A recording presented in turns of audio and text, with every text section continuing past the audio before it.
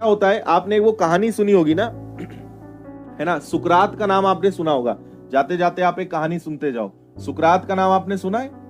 एक बार इनके पास एक शिष्य आया कि गुरुजी मेरा किसी चीज में मन नहीं लगता, है ना।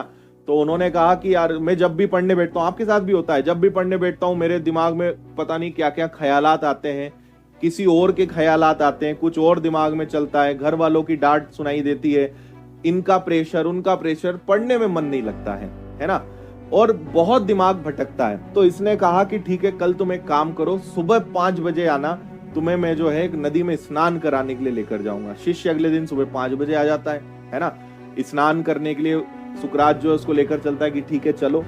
अब जैसे ये नदी में जाते हैं, सुकरात क्या करता है, अपने शिष्य को बोलता है डुबकी लगा। वो जैसे ही डुबकी लगाता है, उसका सिर पानी में ही वो डुबो के रखता है, ऊपर आने ही नहीं देता है। अब वो जो शिष्य है वो झटपटाता है, थोड़ी देर हो जाती है, फिर थोड़ी देर बाद सुकरात जो है हाथ उठा लेता है, वो बाहर निकलता है, वो नाराज हो जाता है कि आप ये क्या कर रहे थे, मैं तो सोचा कि आप कुछ मुझे सिखाएंगे, आप तो मुझे मारने के लिए ही छोड़ दिया मुझे। तो सुकरात ने समझाया कि इसमें एक लेसन है, मैं तुम्हें एक शिक्षा देना चाहता था, एक सबक देना चाहता था। तो उसने पूछा इसमें काहे का सबक, मारने में कैसा सबक?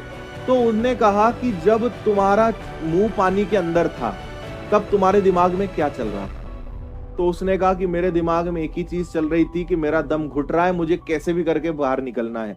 तो उन्होंने समझाया कि बस यही फलसफा है जीवन का, कि आप उस समय जिस परिस्थिति में आप फंसे हैं, उस समय आप क्या सोच रहे हैं, बस वो इंपॉर्टेंट है। उस समय तो तुम्हारे दिमाग में और कुछ चीज नहीं आई, क्योंकि उस समय तुम एकदम मतलब समझ लो कि गले में फांसी अटकी पड़ी है, तुम और कुछ चाह के भी नहीं सोच सकते।